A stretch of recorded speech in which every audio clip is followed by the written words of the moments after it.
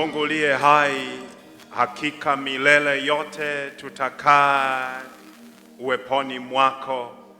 Tunakushukuru kwa neema na fadhili zako. Tunakushukuru kwamba hakuna kama wewe. Tunaomba Mungu uwe pamoja nasi katika kulitafakari neno lako. Na wewe Mungu useme nasi, tuko tayari kusikia. Pokea sifa, heshima na utukufu. Tunawaombea waliofiwa, uwafariji, ganga mioyo yao. Na wewe Mungu endelee kujulikana kuwa Mungu kwao. Sante kwa ajili ya familia ya Daktari Kanani. Mungu siwapungukie na wote waliondokewa na wapendwa wao.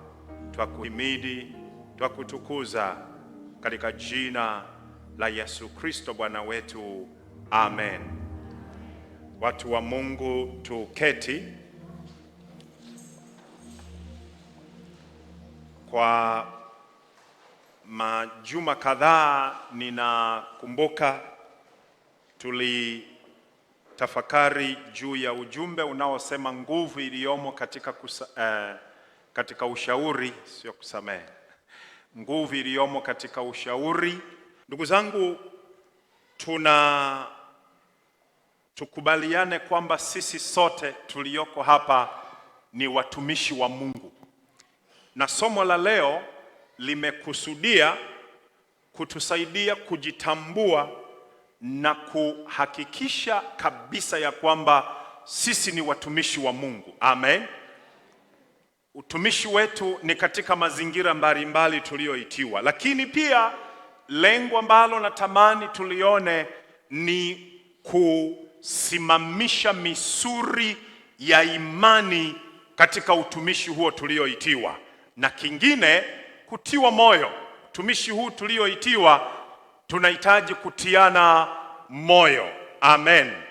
Tunapozungumza juu ya gharama ya kumtumikia Mungu, neno hili gharama linaeleweka. Kuna ile thamani au value, tukilipeleka kwenye pesa linaeleweka kwamba kitu hiki gharama yake ni kiasi gani, linaeleweka. Lakini katika muktadha wa somo letu, tunaposema gharama ya utumishi, linabeba maneno kadhaa ikiwemo discipline, lakini pia kujitoa, sacrifice, na kingine linaenda kuchota jina au kitu kinachoitwa majaribu au trials.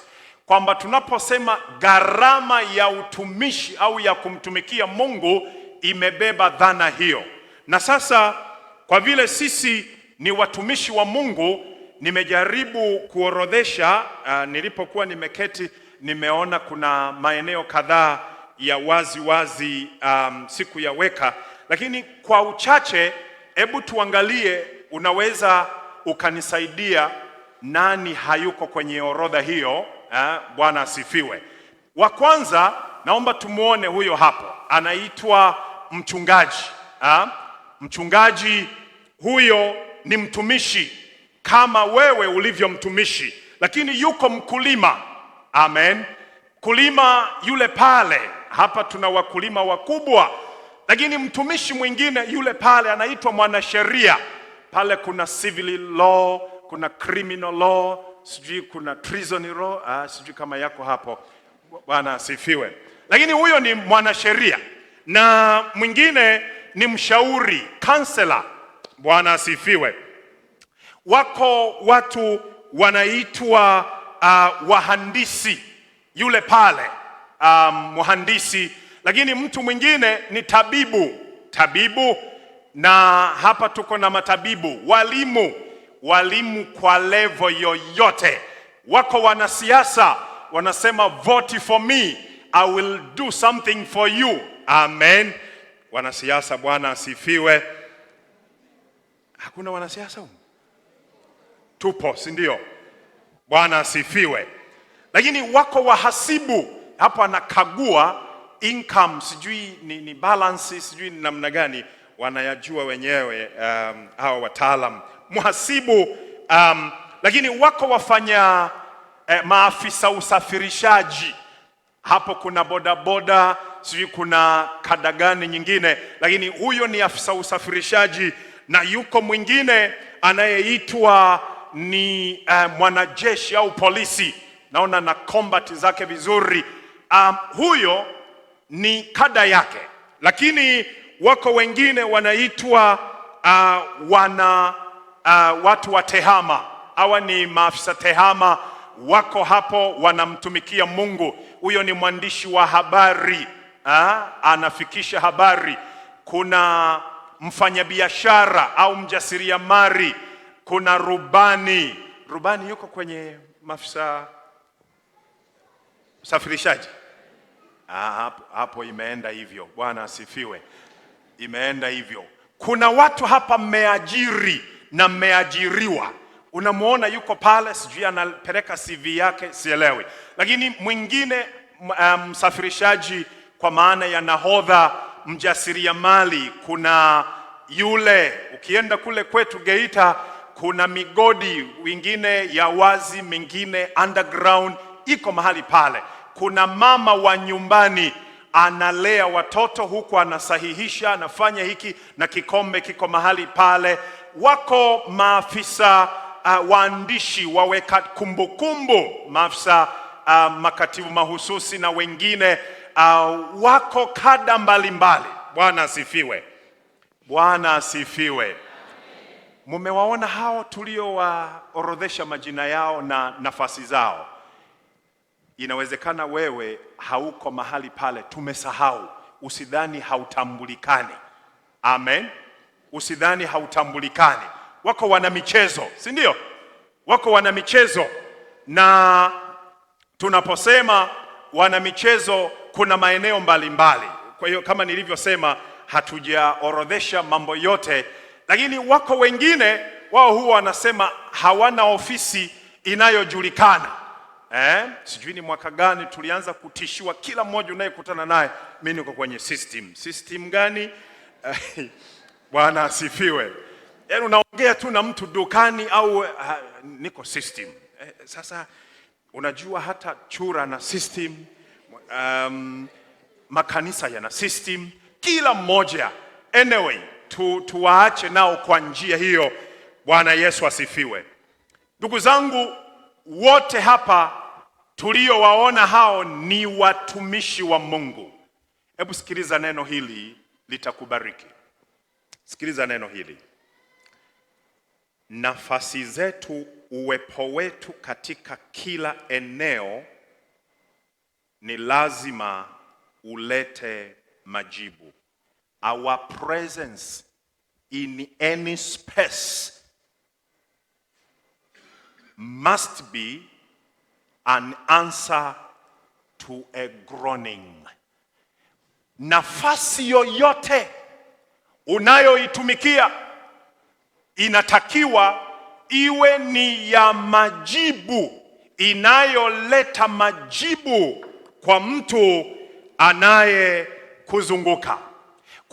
Kuna kada moja sijaisahau, niliweka mahali.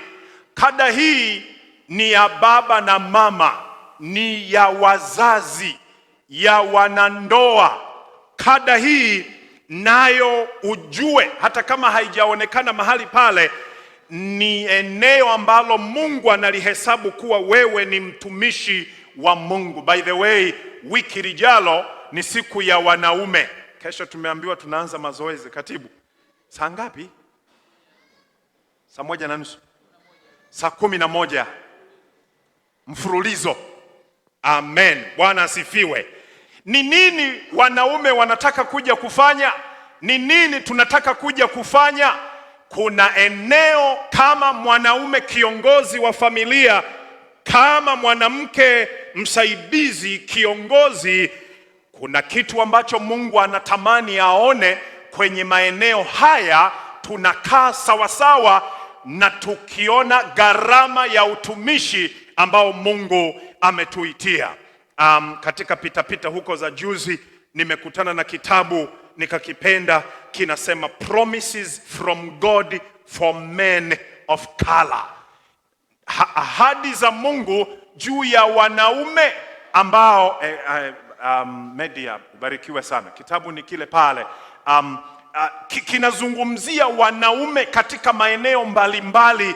Nimekifurahia, bado ninakisoma, na kuna mahali nikafurahia juu ya utumishi huu. Gharama ambayo inajitokeza ni kwamba anasema, kuna mahali nilipenda, anasema hakuna zawadi kubwa ambayo watoto wanaweza wakapokea kutoka kwa wazazi wao tofauti na upendo wanaoweza wakauona.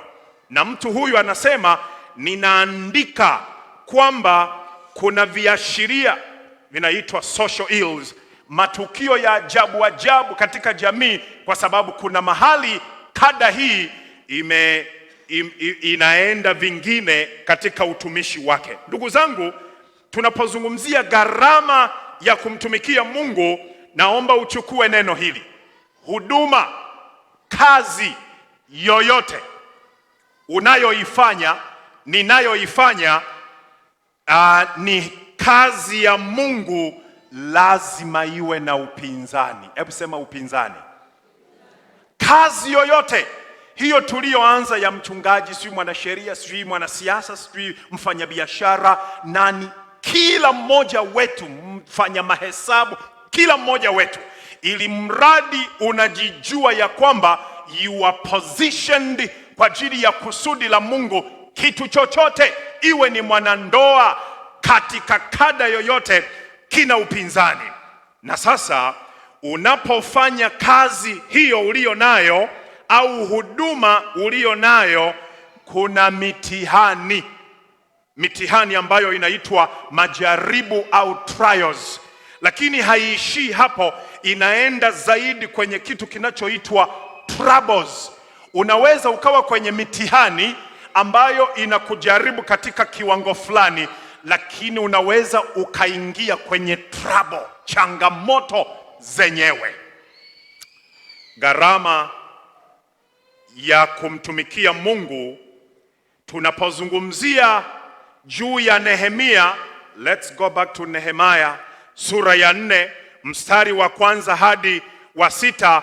Tunamsoma Nehemia anaanza au anaendelea na mkakati wake wa kujenga ukuta. Sasa ile sura ya 4 mstari wa 1 anasema, lakini ikawa Sanbalati aliposikia ya kwamba tulikuwa tukiujenga ukuta, akaghadhabika, akaingiwa na uchungu sana, akawadhihaki Wayahudi, akanena mbele za nduguze na mbele ya jeshi la Samaria, au walikuwa wa Samaria, akisema, Wayahudi hawa wanyonge wanafanyaje? Je, watajifanyizia boma? Watatoa dhabihu? Au watamaliza katika siku moja? Je, watayafufua mawe katika chungu hizi za kifusi, nayo yameteketezwa kwa moto? Basi Tobia Mwamoni alikuwa karibu naye, akasema, hata hiki wanachokijenga, angepanda mbweha, angeubomoa ukuta wao wa mawe. Bwana Yesu asifiwe.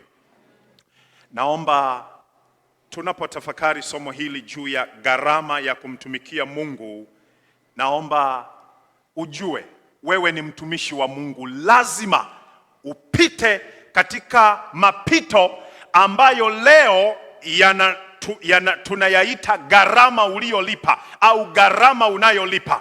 Tunaposema gharama, ni yale mapito ambayo unayapitia, na mapito hayo yanaweza kuwa yako katika fomu ya maneno yanazungumzwa. Haya maneno yana nguvu. Kuna andiko moja inasema kifo kiko katika ulimi, katika maneno tunayoyakiri, lakini pia uzima uko katika maneno hayo au kinywa kinayoyatamka. Sasa tunapomtumikia Mungu, gharama yake ni kwamba kuna the price we pay, yale tunayoyapitia. Kuna maneno tunayoyapitia au tunayoyasikia. Huwezi ukaishia kwenye maneno tu, kuna vita vya kiroho, Biblia inazungumza katika Waefeso 6 kwamba vita vyetu si juu ya damu na nyama, na anasema mahali, anatuambia sasa vaeni silaha zote za Mungu ili muweze kuzipinga hila za huyo shetani. Kumbe tunapomtumikia Mungu, ndugu zangu, kuna maisha ambayo tunayapitia, upinzani tunaoupitia unakuja katika fomu mbalimbali, maneno, vita vya kiroho, lakini vipo vingine vinakuja kimwili kabisa. Wako watu wanaweza wakakuconfront kimwili, ukapambana au ukashambuliwa kimwili. Lakini jingine ni uchumi, ukashambuliwa kiuchumi. Maeneo haya yanaweza yakawa katika mazingira ambayo tunaweza tusielewe au tunaelewa. Nehemia sura ya 4 ule mstari wa 1 hadi wa 6 tumesoma maneno yanasema wanyonge. Sanballat anasema hawa Wayahudi wanyonge. Kulikuwa na utafiti gani amefanya kwamba hawa watu ni wanyonge? Je, hawajala siku 6? Je, wanaonekana kuwa ni watu ambao hawawezi? Lakini analitumia hili neno wanyonge, wakisikia yawaingie, yawafedheheshe ili wasimtumikie Mungu. Neno jingine linasikika, watajifanyizia boma. Boma walilokuwa wanalijenga tena ilikuwa ni ukuta mkubwa, ndugu zangu, ulikuwa ni ukuta mkubwa umeanguka. Sasa wanasema eti watajifanyizia boma tena. Biblia inasema watatoa dhabihu, watamaliza katika siku moja. Neno jingine, hata hiki wanachokijenga, angepanda mbweha angeubomoa ukuta wao. Nataka kusema hivi, kila mmoja wetu aliyeko hapa, unafanya kazi mahali,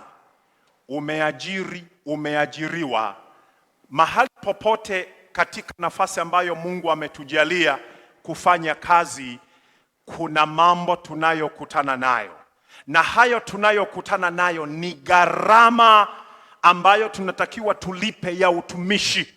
Ni utumishi gani tunaoufanya katika hayo tunayoyapitia?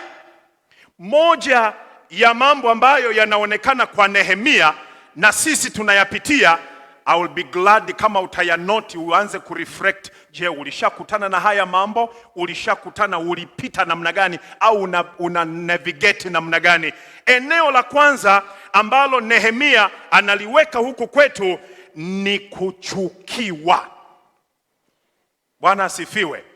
Gharama ya kumtumikia Mungu, iwe ni serikalini, kwenye private sectors, au wewe mwajiri au mwajiriwa, kuna mazingira ya kuchukiwa. Nikiuliza wanyoshe mikono ambao wamewahi kuchukiwa, labda tu jirani yako avunge, si ndio? Una watu sasa kwa nini unauliza? Kwani hujui kwamba nilishawahi kuchukiwa? Bwana asifiwe. Kwani haujui hata leo ninachukiwa? Kwani hujui hata kesho nina mambo yanayoendelea kwa sababu ya kuchukiwa? Hebu sikia, gharama tunayoilipa katika kumtumikia Mungu. Ndugu zangu, nimesema sio wachungaji peke yake. Unaweza ukawa mwanasiasa ukachukiwa vilivyo, mwanasheria, mhasibu, mwalimu, mjasiriamali, kila mmoja wetu ukachukiwa. Lakini jambo jingine, kupingwa. Nehemia alikutana nayo. Kupingwa kuna kuwaje? Asifanye kusudi la Mungu, akate tamaa. Kumbuka, amebeba kitu cha kimungu. Adui anachokitafuta katika utumishi wa Nehemia aweze kumkatisha tamaa. Lakini jambo jingine, kutishwa. Bwana asifiwe. Mtu unapotishwa, kinacholetwa kwako, kinachotakiwa kionekane ni ile uoga. Wakenya wana msemo fulani, wakiwa wanatishiana, halafu mmoja anajidefend, anataka kumuonyesha ana nguvu, anamwambia usiniuzie woga. Bwana asifiwe.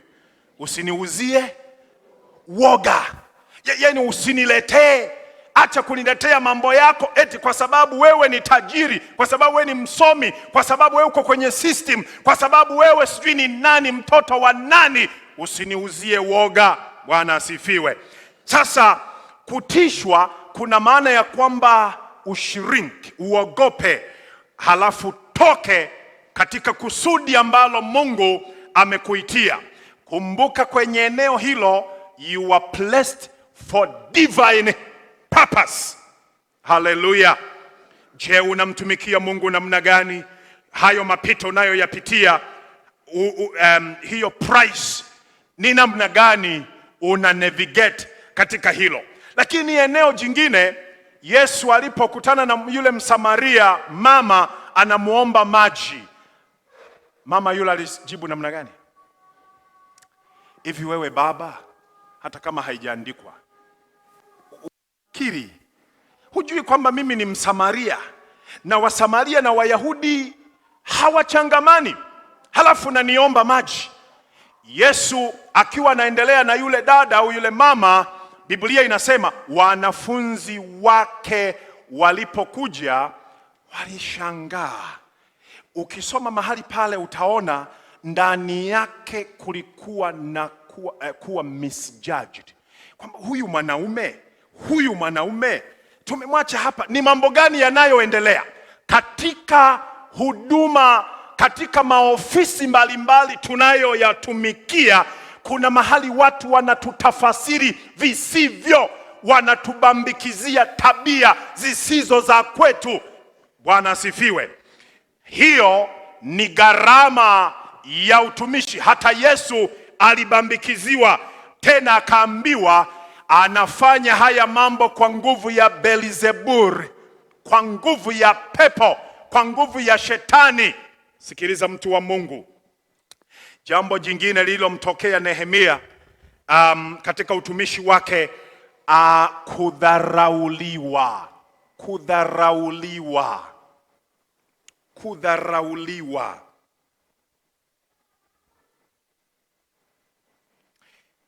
Kuna mahali fulani, kanisa fulani, mchungaji wa pale alikuwa na mwili mdogo, halafu katibu alikuwa pande. Sasa mheshimiwa, sio wewe hapa, naona katibu msaidizi anakuangalia. Bwana asifiwe. Mchungaji alikuwa na mwili mdogo, naweza kuongezea sana. Katibu wake ni pande na ameenda juu. Kwa hivyo watu wengine walipokuwa wakienda kwenye ile ofisi, wanaangalia, wakimkuta, ambia kijana, ninamtafuta mchungaji hapa, hebu saidia, nataka mchungaji, nina shida naye. Oh, una shida naye? Ndio. Sasa yule baba naye kwa unyenyekevu anajishusha, una shida naye, ninaweza kukusaidia, labda unaweza ukasema hiyo shida ni mimi hapa. Namtafuta mchungaji. Ameshasema ni mimi, lakini anasema ile muonekano wake, mtu anamwambia hapana, mimi natafuta mchungaji wapi. Baadaye katibu anatokezea, ndio anamwambia mchungaji wetu ni huyu hapa. Samahani sana baba mchungaji. Kuna watu tumedharauliwa kwa muonekano wa miili yetu au elimu zetu au exposure zetu. Unadharauliwa katika nafasi ulio nayo. Kumbuka, sisemi kwa habari ya kanisani peke yake, huko uliko unakotumika. Bwana asifiwe. Nilishawahi kusema mahali hapa, nyinyi wasomi, kuna mahali pengine huwa mkiwa kwenye mijadala yenu mnaanza kuulizana, hivi ni wapi uliatendi PhD yako? Ukisema Harvard unasikilizwa kwa adabu. Ukisema ulienda Mbeya na kule Geita okay, sawa. Kuna namna kuna watu wanaweza wakaja kwenye biashara yako, wanakuuliza hizi bidhaa unazitoa wapi? Ukisema unaenda Kariakoo, mimi huwa naenda kule zinakotengenezwa. Bwana asifiwe. Unajisikiaje mtu huyu anapokuongeresha namna hiyo? Hebu sikia. Nehemia alidharauliwa. Ninazungumza na watu ambao tuko kwenye maeneo ya kazi mbalimbali na tunakutana na mambo mbalimbali, kudharauliwa. Lakini jambo jingine ambalo haliko kwa Nehemia hapa, lakini katika mtazamo mwingine nitakupeleka kwenye Matendo. Eneo jingine ni kupanda nia mbaya. Kupanda nia mbaya katika kumtumikia Mungu, tunakutana na watu ambao wanafika mahali wanapanda nia mbaya kwenye kundi, kwenye familia, kwenye ndoa, kwa watoto, kwa watu wa kila namna tunao wahudumia, na nia mbaya huwa ina lengo la kuvuruga. Bwana asifiwe. Nia mbaya ikipandwa kwenye kikundi, kwenye kanisa, kanisa linagawika. Linakuwepo kanisa la fulani, linakuwepo kanisa la watu fulani, na changamoto inayojitokeza, nia mbaya ikipandwa, watu wanaharibikiwa kwa sababu wanaaminishwa uovu.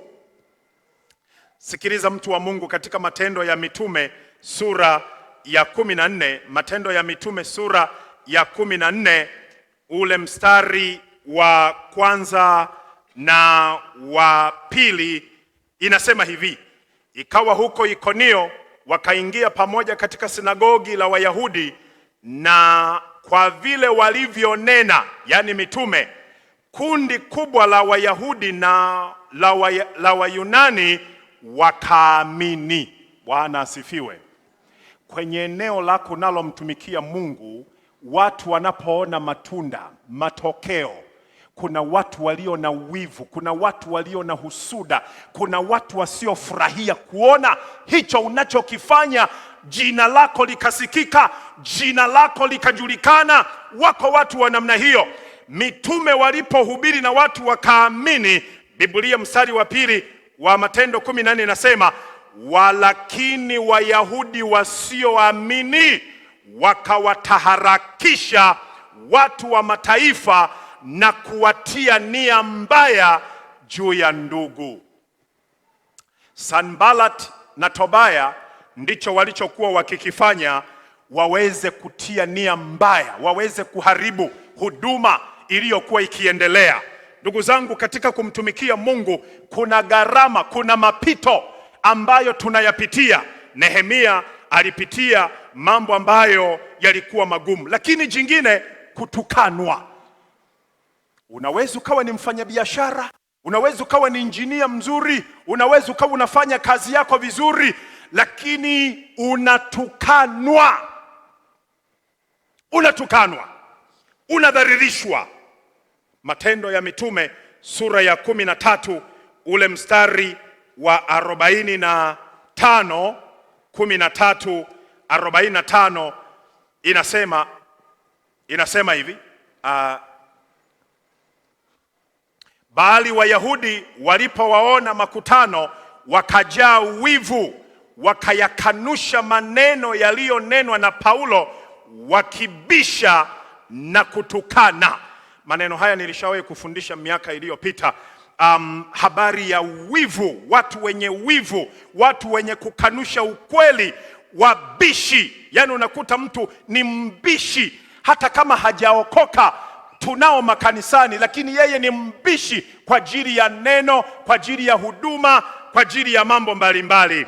Ule mstari wa 49 anasema hivi: neno la Bwana likaenea katika nchi ile yote 50, lakini Wayahudi wakawafitinisha wanawake wataua wenye cheo na wakuu wa mji, wakawataharakisha watu wawaudhi Paulo na Barnaba, wakawatoa katika mipaka yao. Ukiangalia mambo yaliyokuwa kiendelea hapa, wako watu waliojiweka tayari kwa ajili ya kuvuruga kazi ya Bwana, kwa ajili ya kuwasababishia hawa ambao wanafanya waweze kuvunjika moyo. Biblia inasema wakawafitinisha. Kuna mahali nilikuwa nafuatilia yule mama yake na Ahazia ambaye alimshauri vibaya, mwisho wake kuna mahali kulikuwa na kikao kinaendelea cha kumweka mfalme mwingine, yeye akapiga kelele akasema, fitina, fitina. Ukisoma version ya Kiingereza imetumia neno treason, treason, uhaini, uhaini. Hebu sikia, alichokwenda kuishia huyu mama ni kibaya hujapata kuona. Ndugu zangu, tunapomtumikia Mungu kuna gharama tunaipitia, au we have to pay. Na zaidi ya yote nimalizie kwa kusema kwenye eneo hili la mapito ni kuumizwa. Unaweza ukaumizwa. Kuumizwa kunaendana na kuuawa. Unaweza ukafa. Wako watu wamedhamiria, umewaajiri lakini wakumalize. Umewasaidia wakumalize. Unafanya hiki wakumalize, kwa kukuchafua kwa maneno, kwa kukuchafua kwa vita vya kiroho na hata kwa mwili. Wako watu wameumia, wako wamishenari waliochoma mikuki, wako watu wengine katika kazi tunazozifanya. Umeajiriwa tu mahali pale, unakuta watu huyu unakuta watu wanajipa huyu. Tena ukishaweka msimamo fulani, subiri.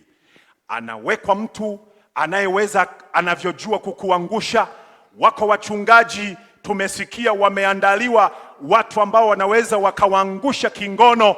Wako wengine wameandaliwa sumu. Kwenye maofisi ya serikali tunasikia mengi, kwenye maofisi binafsi tunasikia mengi. Sikiliza, iko gharama katika kumtumikia Mungu, kuna kuumizwa.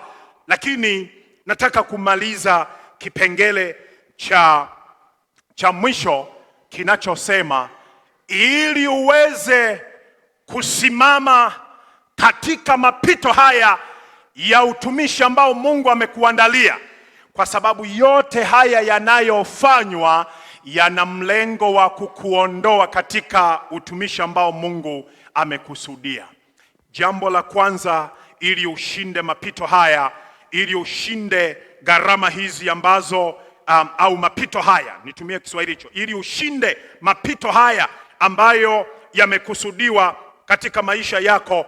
Jambo la kwanza, elewa na tumikia kusudi la Mungu. Umeitwa kwa ajili ya nini? Bwana Yesu asifiwe. Bwana Yesu asifiwe. Umeitwa kwa ajili ya nini? Umeitwa kwa ajili ya nini?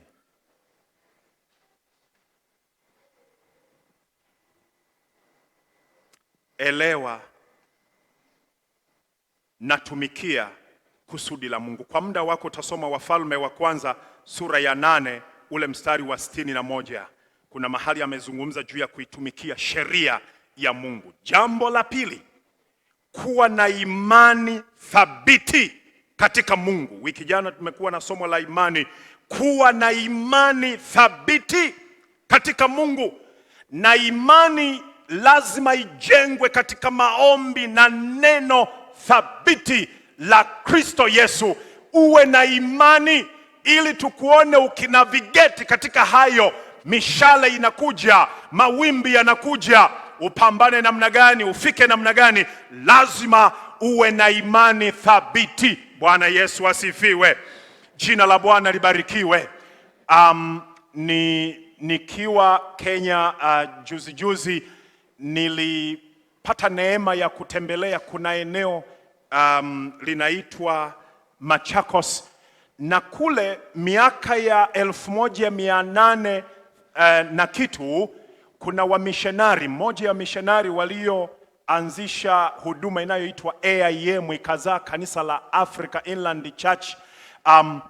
Walipita huko na wakaweka makazi yao kule kijiji kinaitwa Kalamba, na wakiwa pale wamefanya huduma, yule chifu wa eneo lile aliwachukia,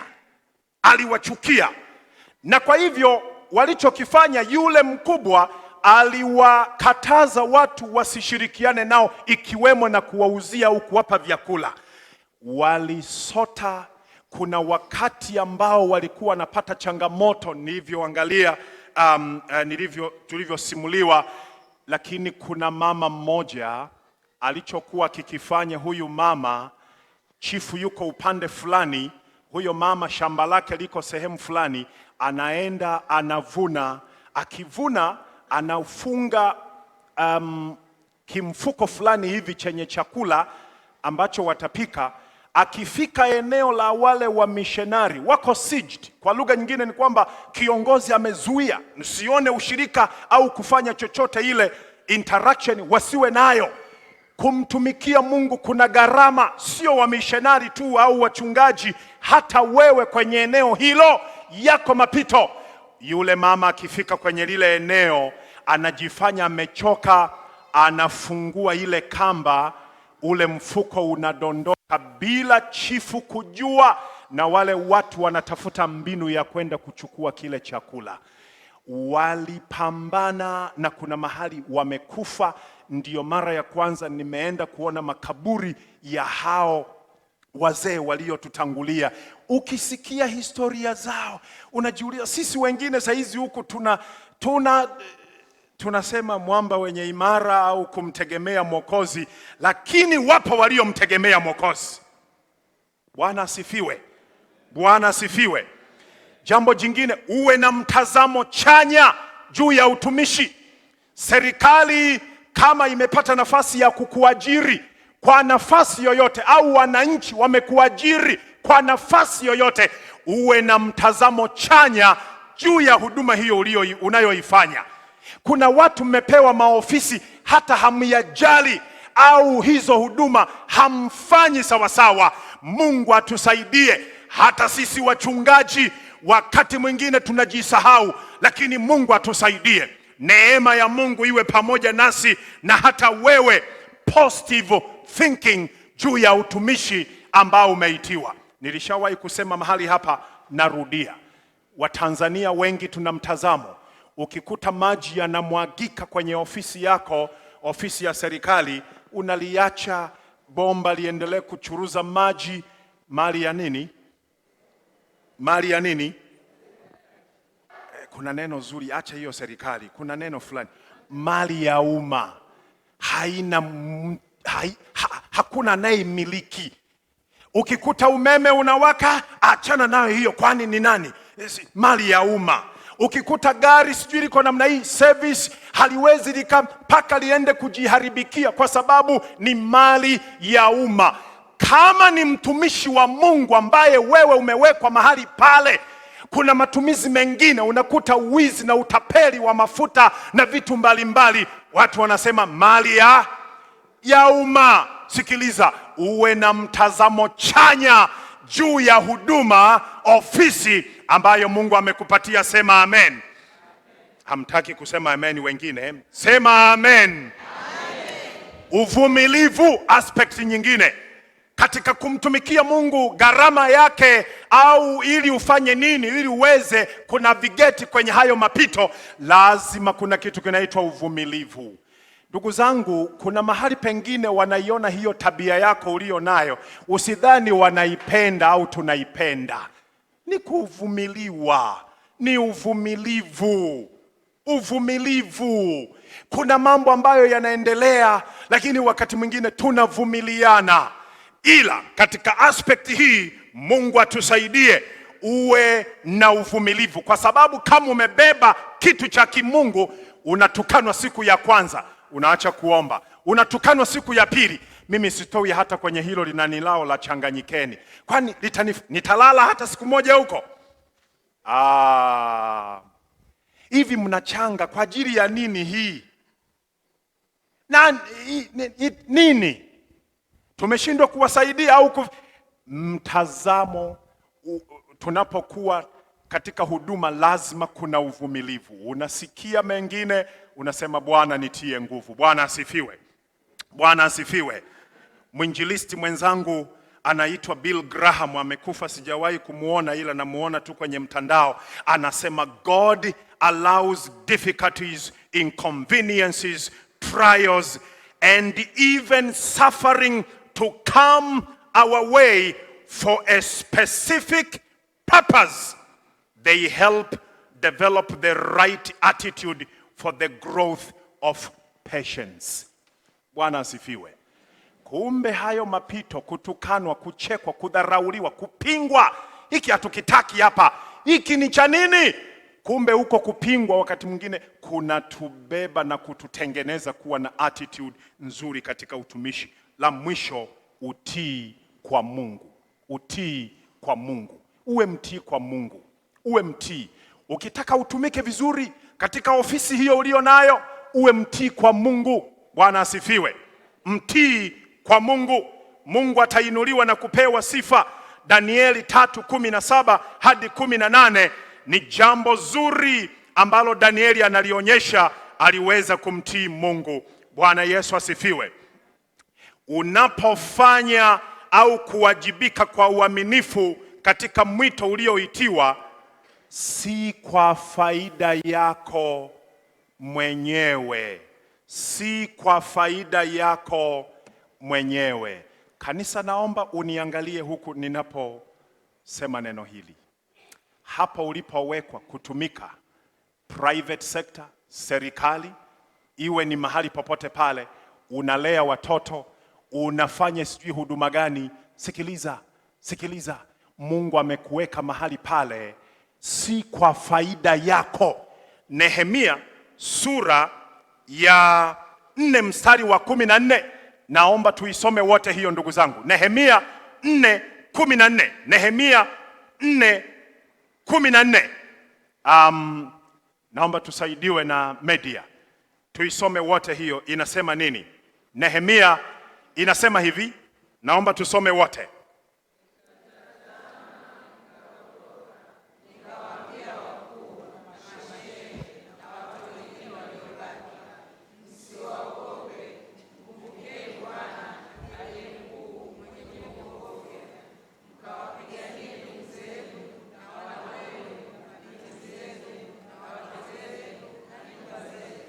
Naomba turudie pale kwenye mkawapiganie kwa sauti na kwa ukijisomea wewe mwenyewe kwamba this is my message. Naomba tuanzie hapo, mkawapiganie 2, 3. Mkawapiganie ndugu zenu na wana wenu na binti zenu na wake zenu na nyumba zenu. Oh my. Unaposimama kwenye nafasi hiyo kwa kumtumikia Mungu, usifurahie kwamba mimi nataka kujenga nyumba, nataka kuachivu mradi wangu, ninataka kufanya hivi.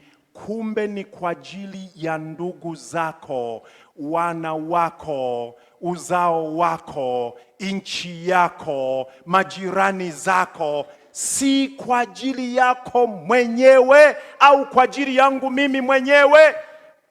Hebu tuwe na mtazamo huo.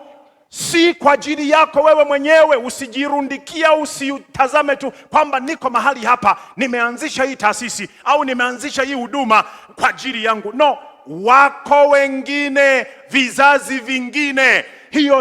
Hiyo serikali au mali ya umma unayoita mali ya umma, kuna wajukuu zako wanaotakiwa waje wafurahie Tanzania wakisema yuko babu, yuko nani aliyetumika kwenye maofisi haya na ameacha hiki na hiki na hiki.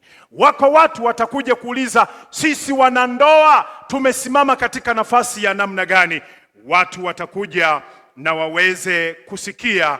Mimi nataka kukuambia neno hili ukiwa umesimama.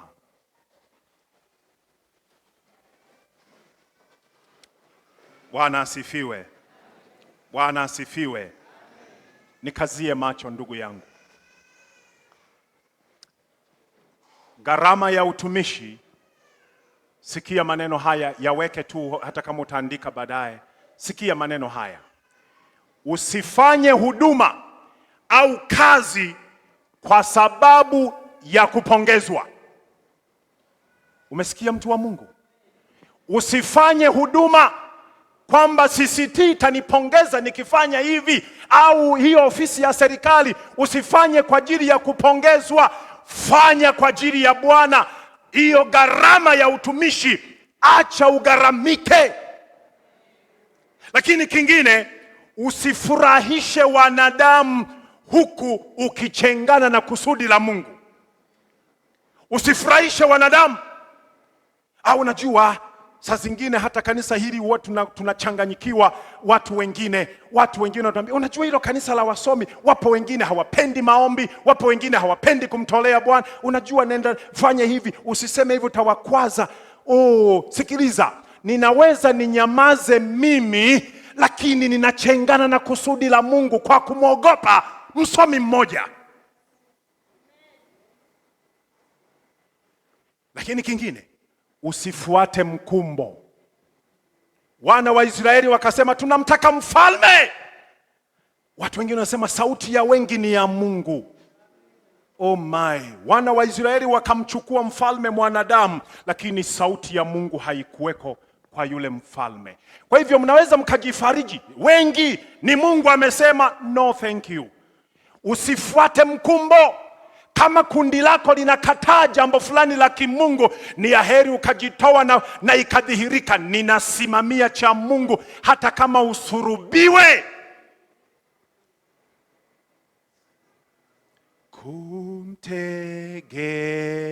Kumtegemea Mwokozi kwangu tamu kabisa.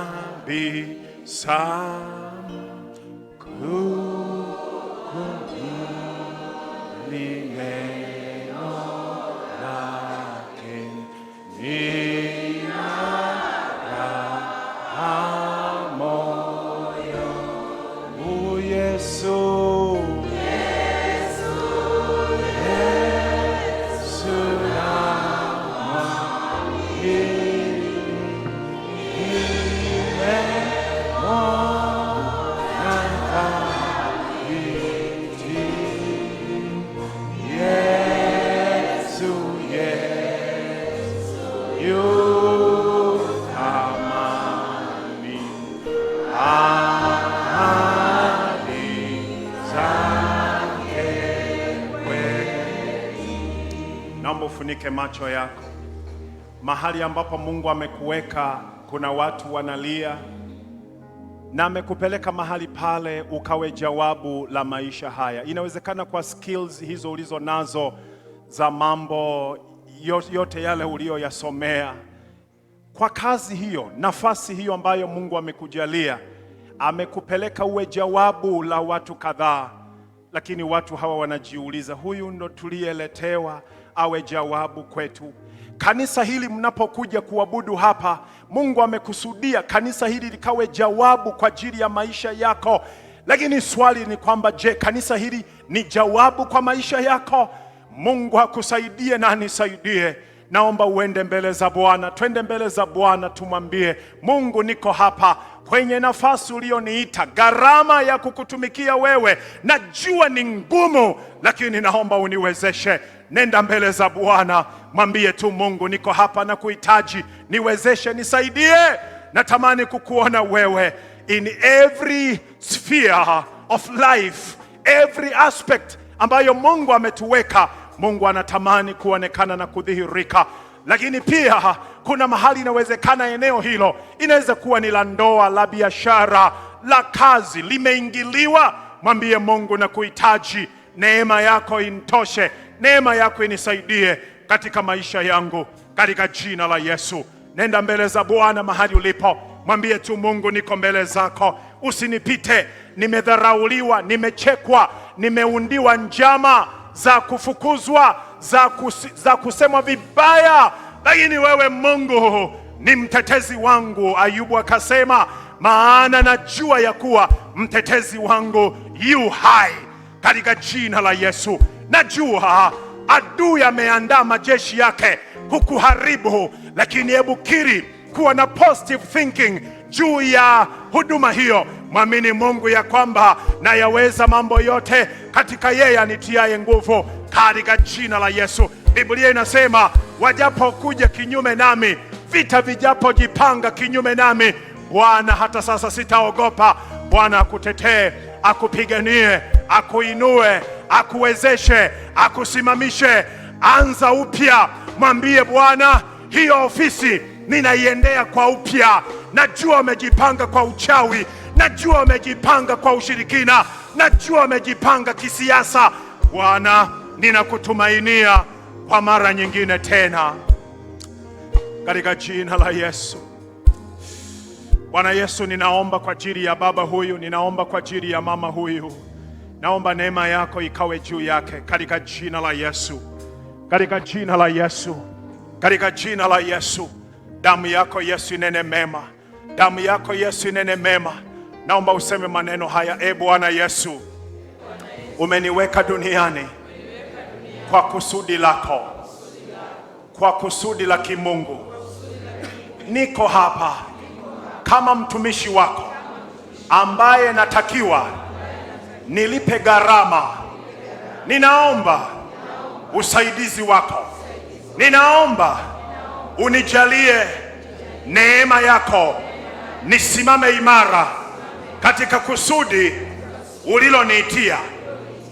Bwana Yesu, unitetee, unipiganie, nijalie kuitii sauti yako katika maisha yangu. Asante Bwana Yesu, wewe ni Mungu unayemiliki na kutawala. Nakabidhi ndoa yangu, nakabidhi masomo yangu, nakabidhi biashara yangu, nakabidhi uzao wangu, nakabidhi maisha yangu, ofisi yangu. Damu yako Yesu itawale, inifunike, uweza wako usinipungukie katika jina la Yesu. Kila mtumishi wa Mungu aminie ya kwamba atapiganiwa, atasimama imara, amshangilie Bwana Yesu. Oh yes, hallelujah, hallelujah, praise be to God.